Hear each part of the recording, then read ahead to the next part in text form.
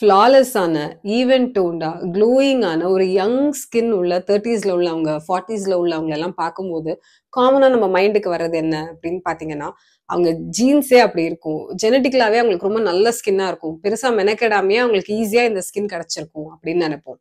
R அவங்க கண்டிப்பா ஏதோ ப்ரொசீஜர் பண்ணியிருக்காங்க. கண்டிப்பா டெர்மடாலஜிஸ்ட் கிட்ட போய் ஏதோ பண்ணியிருக்காங்க. அப்படி பண்ணியிருக்கிறதுனால தான் அவங்க ஸ்கின் இப்படி இருக்கு அப்படின்னு நெனைப்போம். பட் ஆக்சுவலி அப்படிலாம் இருக்கணும்னு அவசியமே இல்லைங்க. சில பேசிக்கான நல்ல ஸ்கின் கேர் ஹேபிட்ஸை ஃபார்ம் பண்ணி அதை கன்சிஸ்டண்டா ஃபாலோ பண்ணிட்டு வந்தீங்கன்னா உங்களோட 20ஸ்ல கண்டிப்பா 30ஸ்லயும் 40ஸ்லயும் உங்களோட ஸ்கின் நீங்க எக்ஸ்பெக்ட் பண்றதை விட ரொம்ப யூத்ஃபுல்லாகவும் உங்க ஃபேமிலியில யூஸ்வலா இருக்கிறத விட உங்களோட ஸ்கின் ரொம்ப யங்கர் லுக்கிங்காகவும் ஈவன் டோன்டாகவும் இருக்கும். வழக்கமா ஏஜிங் சைன்ஸ்னு எதை சொல்லுவோம் அப்படின்னு பாத்தீங்கன்னா சின்ன சின்னதா வர ஆரம்பிக்கிற சுருக்கங்கள், க்ரோஃபீட்னு சொல்லக்கூடிய கண்கள் கிட்ட வர சுருக்கங்களோ இல்ல சிரிக்கும் போது ஸ்மைல் லைன்னு சொல்லுவாங்க, லாஃப் லைன், அந்த மாதிரியான சில விஷயங்கள்ல தான் ஆரம்பிக்கும். நெத்தியில இந்த மாதிரியான சில சின்ன சின்ன சுருக்கங்கள் தெரிய ஆரம்பிக்கும் போது அதை ஏஜிங் சிம்டம்ஸ்ன்னு சொல்லுவோம். இது எதனால யூஸ்வலா வரும்னு பாத்தீங்கன்னா ரொம்ப ட்ரையான டீஹைட்ரேட்டடான ஸ்கின் இருக்கும்போது வழக்கத்தை விட ரொம்ப அதிகமா சுருக்கங்கள் தெரிய ஆரம்பிக்கும்.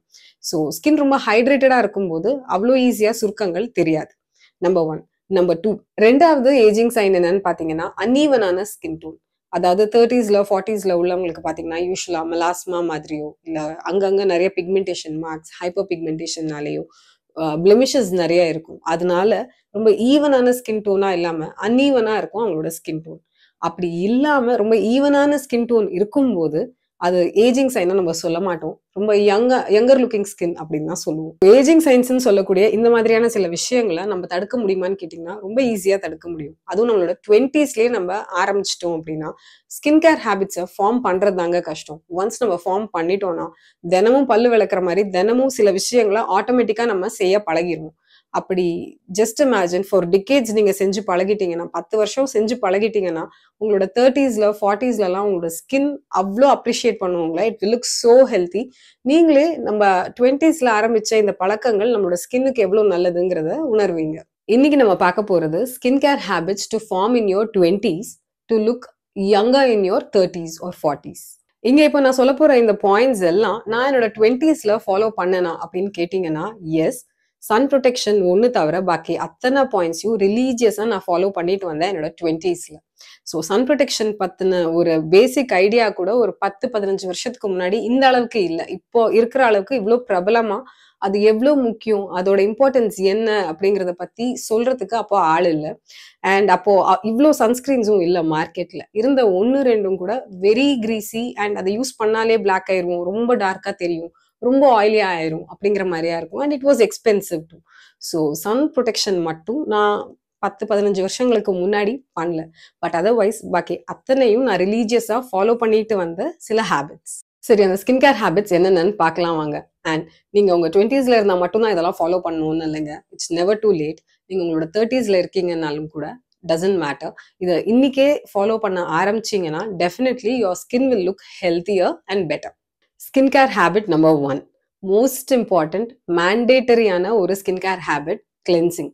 அதாவது கிளென்சிங் யோர் ஃபேஸ், அதாவது முகத்தை வாஷ் பண்றது. இதுல மட்டும் எந்த விதமான காம்ப்ரமைஸும் இருக்கவே கூடாதுங்க. இன்னைக்கு ரொம்ப டயர்டா இருக்கு, நாளைக்கு ஃபேஸ் வாஷ் பண்ணலாம், இல்ல இன்னைக்கு சும்மா முகத்தை அப்படியே வாஷ் பண்ணிக்கலாம், ஏதாவது சோப்போ இல்ல கிளென்சரோ எதுவும் யூஸ் பண்ண வேண்டாம் அப்படிங்கிற மாதிரியான எந்த காம்ப்ரமைசஸும் இல்லாம கம்பல்சரியா டெய்லி 2 வேளை நம்ம பண்ண வேண்டிய ஒரு விஷயம் ஃபேஸை வாஷ் பண்றது.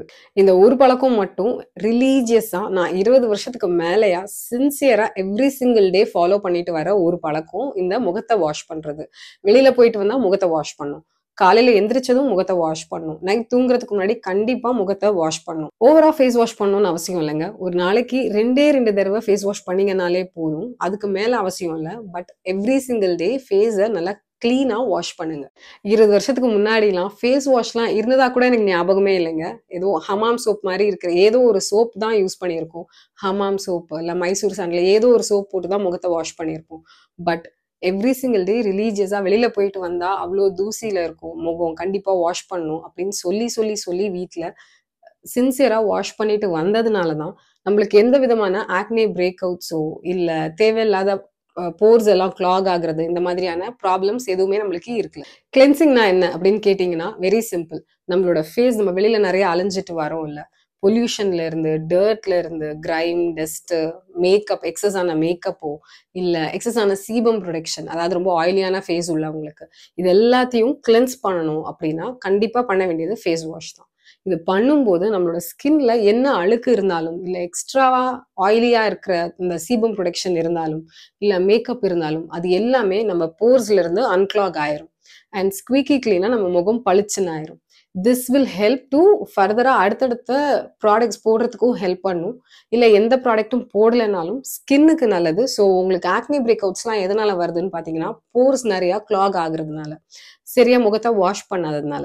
ஸோ அந்த பேசிக் ப்ராப்ளமை நம்ம கட் பண்ணிட்டோம் அப்படின்னா வேற எந்த ப்ராப்ளமும் வராம நம்ம ஸ்கின் சேஃபா இருக்கும். ஃபர்ஸ்ட் முகத்தை எப்படி கிளென்ஸ் பண்றது? சோப் யூஸ் பண்ணலாமா அப்படின்னு கேட்டிங்கன்னா, இல்லைங்க. சோப்ல பிஹெச் லெவல் ரொம்ப அதிகமா இருக்கும்.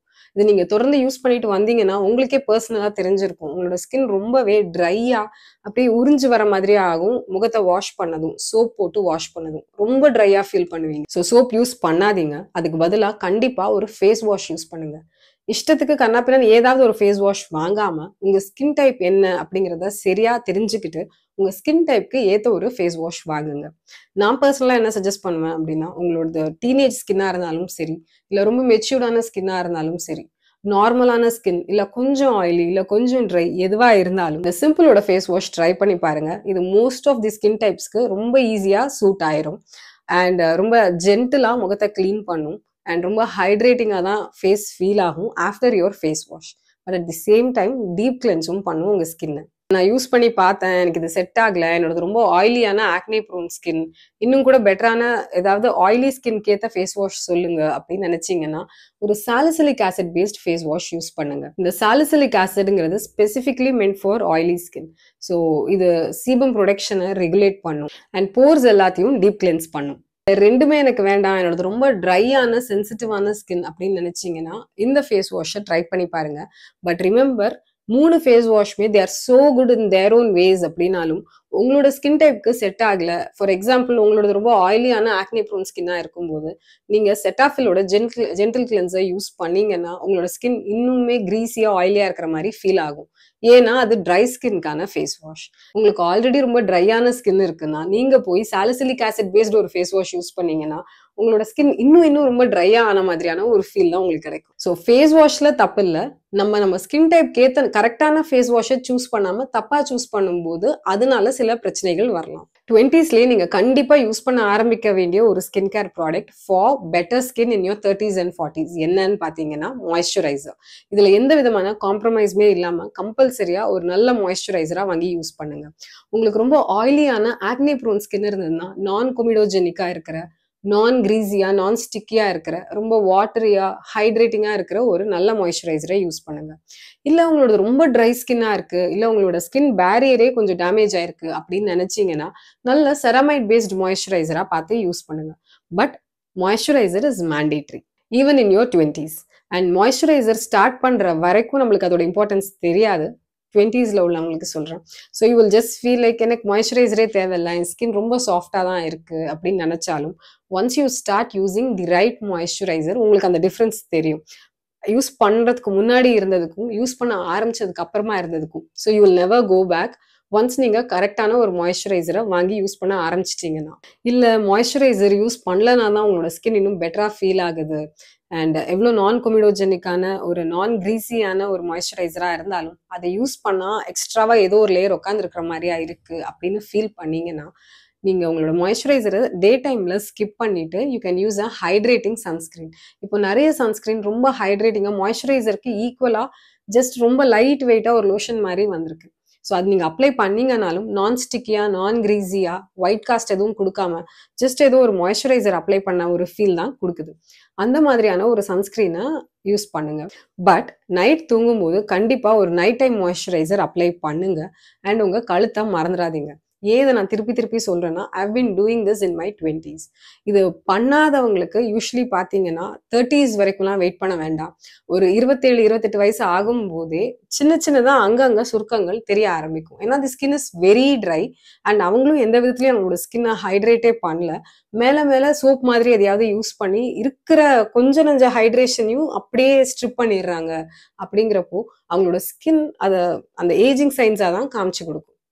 ஸோ அது நம்மளுக்கு வேண்டாம், யங்கர் லுக்கிங் ஸ்கின், ஹெல்த்தியான பிளம்பான ஒரு பவுன்சியான ஸ்கின் தான் வேணும் அப்படின்னு நினைச்சீங்கன்னா definitely include a moisturiser. And day time moisturiser வேண்டாம்னு நினைக்கிறவங்க skip it and go for a hydrating sunscreen. But night கண்டிப்பாக கொஞ்சமாக மாய்ஸ்சரைசர் அப்ளை பண்ணுங்க.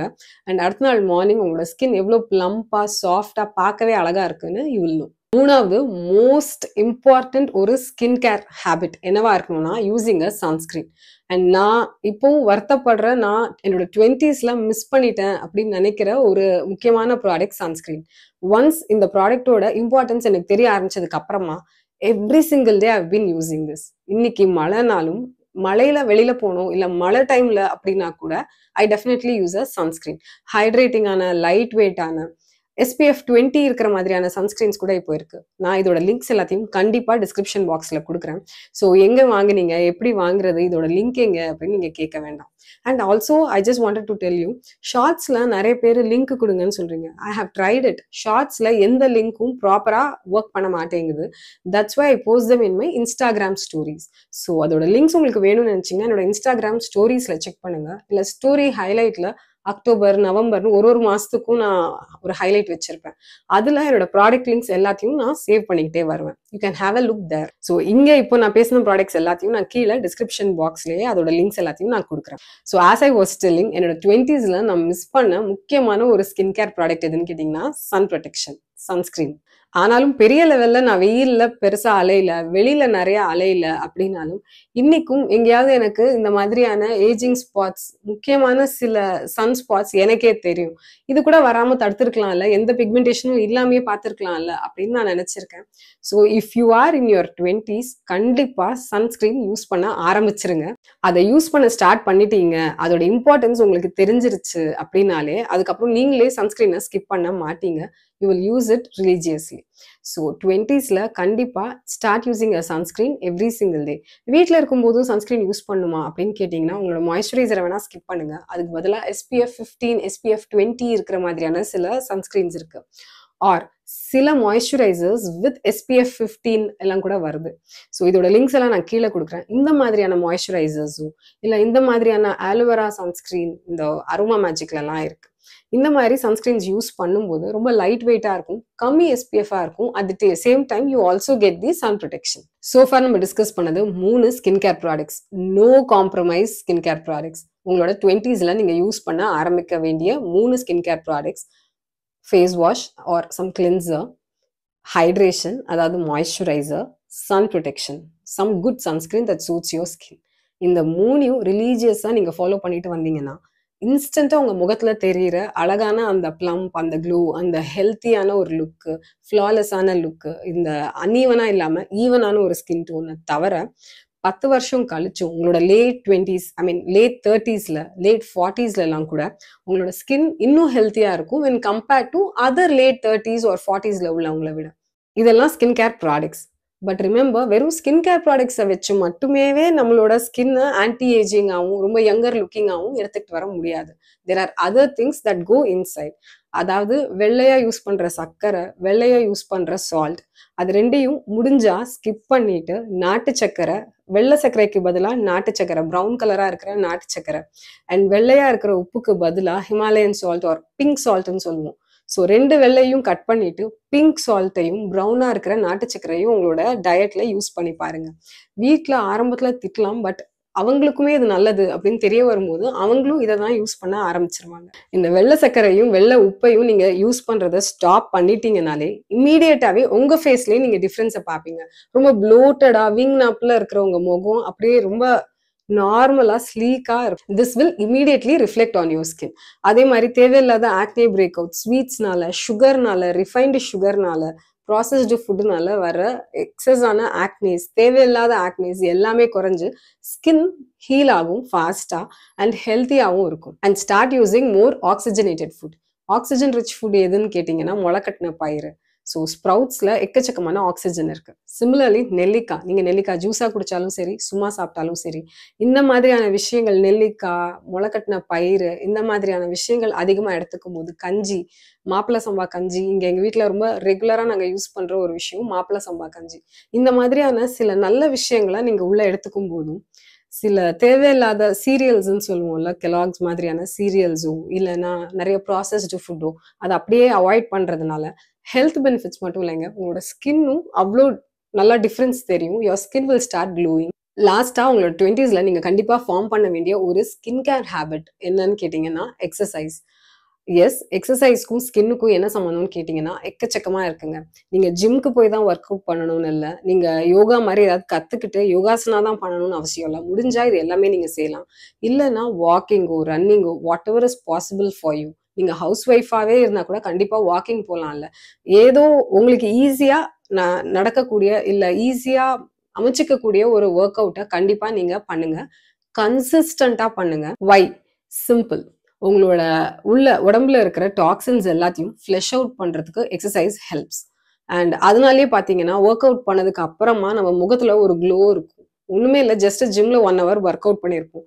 பட் அதை முடிச்சுட்டு கிளம்பும் போது பார்த்தீங்கன்னா உங்களோட ஸ்கின் அவ்வளோ க்ளோயிங்கா இருக்கும். அண்ட் டே ஃபுல்லாவுமே உங்களோட ஸ்கின் ரொம்ப க்ளோயிங்கா தெரியும். அதுக்கு ரீசன் உடம்புல இருக்கிற டாக்ஸின்ஸ் எல்லாமே ஃப்ளஷ் அவுட் ஆகுது. அண்ட் நல்ல ஹார்மோன்ஸ் எல்லாமே நிறைய அதிகமா செக்ரேட் ஆகுது. இப்படி ஆகுறதுனால நம்மளோட ஸ்கின் ரொம்பவே ஹெல்த்தியா ஃபீல் பண்ணும். அண்ட் பிளட் சர்க்குலேஷனும் பாடி ஃபுல்லா ரொம்ப நல்லா இருக்கும். ஸோ ஆப்வியஸ்லி ஃபேஸ்க்கும் பிளட் சர்க்குலேஷன் அதிகமாக இருக்குங்கிறதுனால your face will look very healthy and young. Younger looking ஸ்கின்னுக்கு முக்கியமான ஒரு டூல் என்னன்னு கேட்டிங்கன்னா ஐ வுட் சே எக்ஸசைஸ். ஹெல்த்தியான டயட்டு அண்ட் நல்ல ஸ்கின் கேர் ப்ராடக்ட்ஸ் இது எல்லாத்தையும் தவிர கண்டிப்பா ஒரு நல்ல exercise, some form of exercise like yoga or work out, gym work out ஏதோ ஒன்று வச்சுக்கோங்க உங்களுக்கு. அண்ட் ஒன்ஸ் அது பண்ண ஆரம்பிச்சிட்டிங்க, அதோட ரிசல்ட்ஸை உங்களோட ஸ்கின்ல பார்க்க ஆரம்பிச்சிட்டிங்கன்னா then you will never go back from exercise.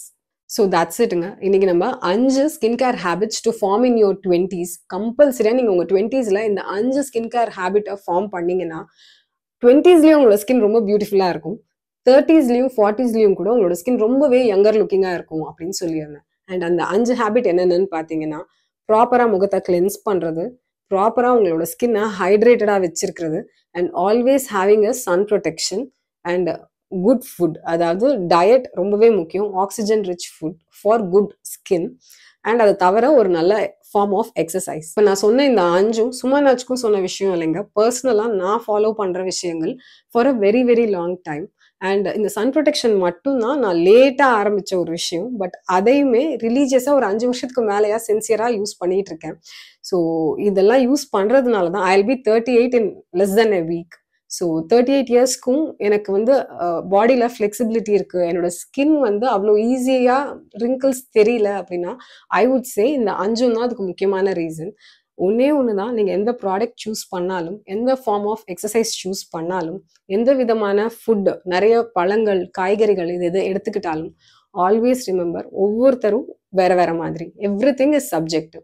So பர்சனலாக உங்களுக்கு சூட் ஆகுறது எனக்கு சூட் ஆகாமல் போகலாம், எனக்கு சூட் ஆகுறது அடுத்தவங்களுக்கு சூட் ஆகாமல் இருக்கலாம். உங்கள் பாடி சொல்கிறத கேளுங்க, உங்கள் ஸ்கின் சொல்கிறத கேளுங்க.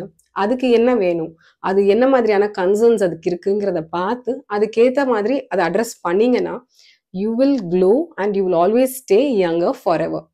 இதே மாதிரி ஒரு இன்ட்ரெஸ்டிங்கான கண்டென்ட்டோட நான் மறுபடியும் வந்து உங்களை மீட் பண்ணுறேன். Until then, it's bye from Subi Rahul.